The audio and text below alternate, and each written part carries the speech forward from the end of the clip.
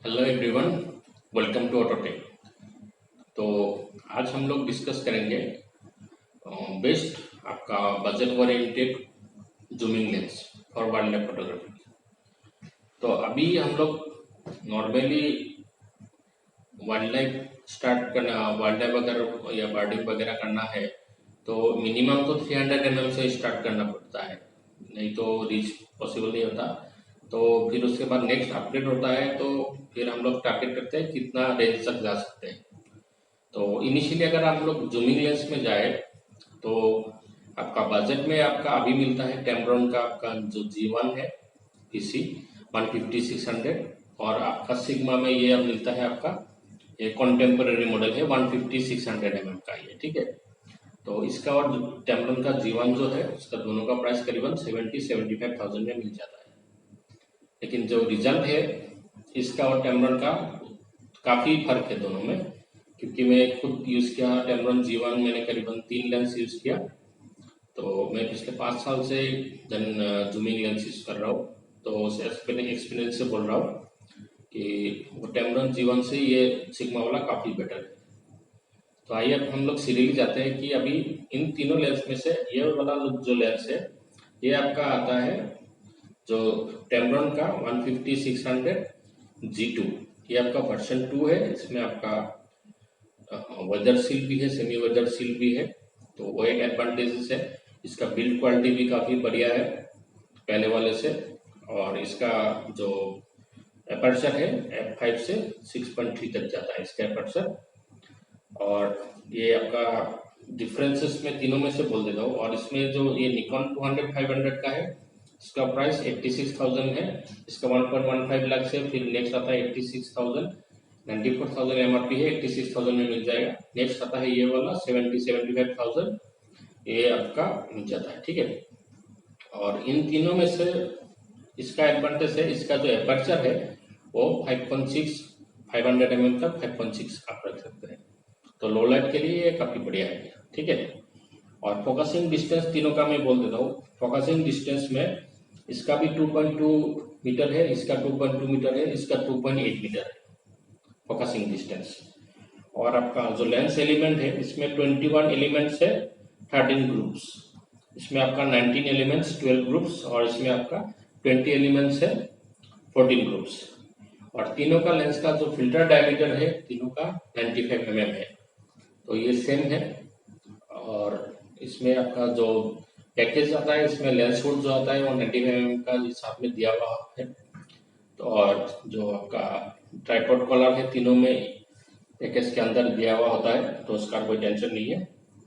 और डायमेंशन के बारे में बोल दूँ तो ये आपका 108.4 mm इंटू 257 mm, इसका 108 इंटू 267.5 mm, इसका 105 इंटू 260 mm।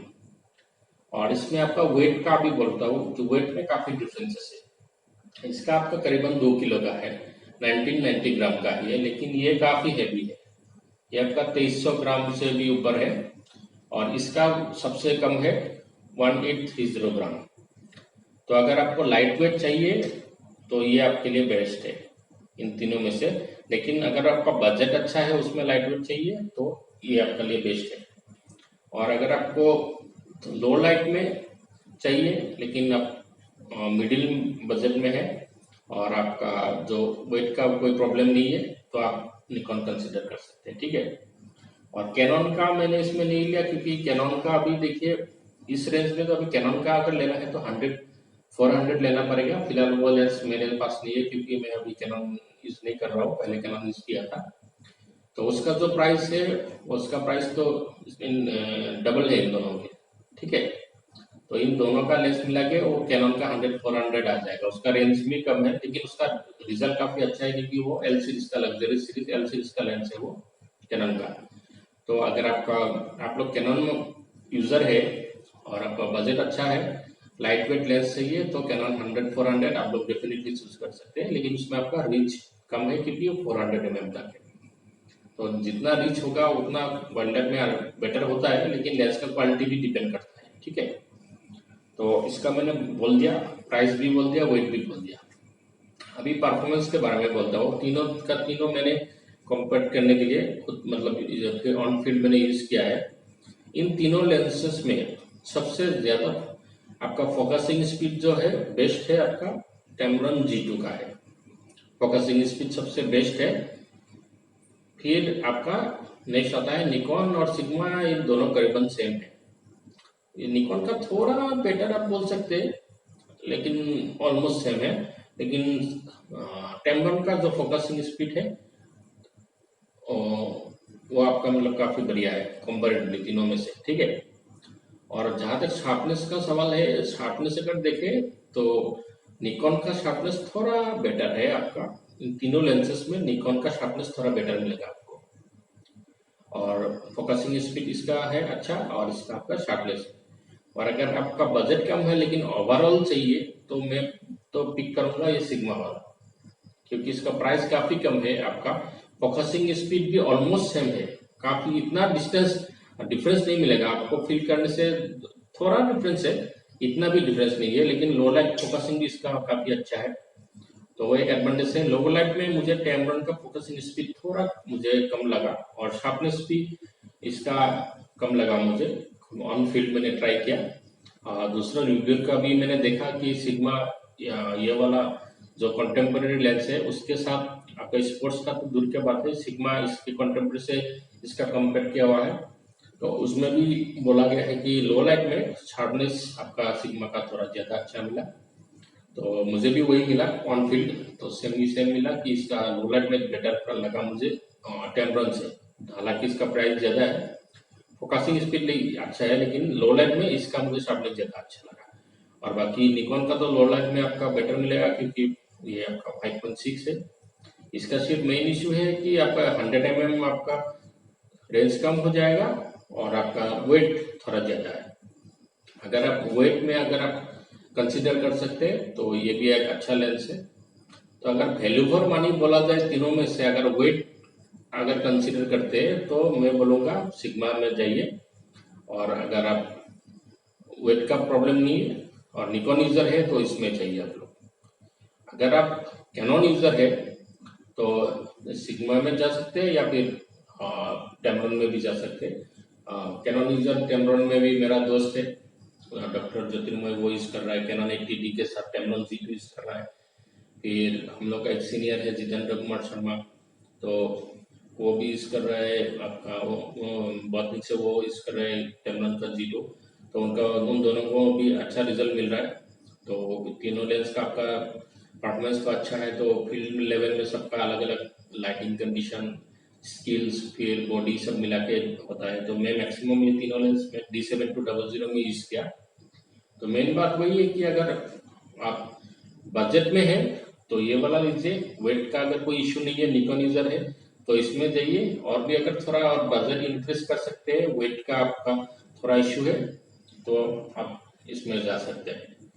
लेकिन मैं अगर आप फ्यूचर में प्राइम में अपग्रेड करना चाहते हैं तो मैं बोलूँगा इन दोनों में से कोई आप पिक कर लीजिए, उसके बाद प्राइम में आप लोग अपग्रेड कर सकते हैं। इससे ज़्यादा मैं इन दोनों को मार्क्स ज़्यादा दूंगा। अगर आप निकॉन यूज़र हैं तो इन दोनों में से कोई एक पिक कीजिए।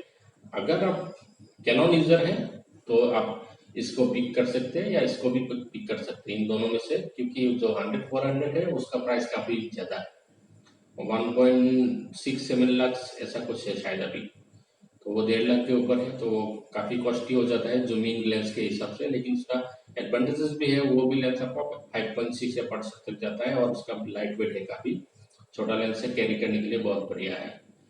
तो इन तीनों लेंस के बारे में तो बेसिक मेनली यही है। और ऑन फील्ड मैंने जो महसूस किया कि ये इसका फोकसिंग स्पीड अच्छा है, इसका शार्पनेस अच्छा है, ओवरऑल ये तीनों में से ओवरऑल बजट में बेस्ट वैल्यू फॉर मनी है आपका सिग्मा 150-600 कंटेम्पोरेरी। तो इन तीनों में से आपका जो भी आपका चॉइस और जो आपका रिक्वायरमेंट और बजट के हिसाब से प्रोस एंड कॉन्स मैंने बोल दिया, आप इनमें से कोई भी पिक कर सकते हैं। तीनों लेंस आपको काफी अच्छा रिजल्ट देगा। और हम लोग का नॉर्थ ईस्ट में तो मेन बात है कि रिजल्ट लेंसेस तो ठीक रहता है, लेकिन कुछ दिन बाद तो यहाँ पे प्रॉब्लम है, फंगस का काफी इश्यू आता है। तो उसके लिए आप लोग को ड्राई बॉक्स यूज करना चाहिए, जितना हो सके ड्राई बॉक्स यूज कीजिए। तो हम लोग के यहाँ पे मैक्सिमम लोग ड्राई बॉक्स यूज नहीं किया था, तो लेंस में फंगस होता है, प्री क्लीन करते हैं तो ऐसा चेंज करना पड़ता है। तो कोई भी आप अगर कमेंट्स अपना क्वेश्चन है कमेंट्स में डालिए आप लोग, या फिर फोटोग्राफी रिलेटेड कुछ क्वेश्चंस है, वाइल्ड लाइफ फोटोग्राफी बर्डिंग वगैरह रिलेटेड, या फिर कुछ और क्वेश्चंस है तो आप लोग पूछ सकते हैं यहाँ पे। और फिर मेरा दूसरा चैनल है वाइल्ड एडवेंचर्स, उसका लिंक मैं नीचे दे दूंगा। उसमें आप लोग वाइल्ड लाइफ टूर वगैरह में और मेरे दोस्त जो किया है उसका और कुछ राइडिंग वीडियोस वगैरह है उसमें अपलोड किया हूँ, और भी आता रहेगा बीच बीच में। तो हम लोग का टूरिंग जो birding tour and wildlife tour होता है नॉर्थ ईस्ट का, जनरली मैक्सिमम नॉर्थ ईस्ट का है, मैं अरुणाचल का है या मेघालय सिक्किम ये सब का रहेगा। तो वो वीडियो आप लोग अगर फोटोग्राफी में इंटरेस्ट है वहाँ पे देख सकते हैं।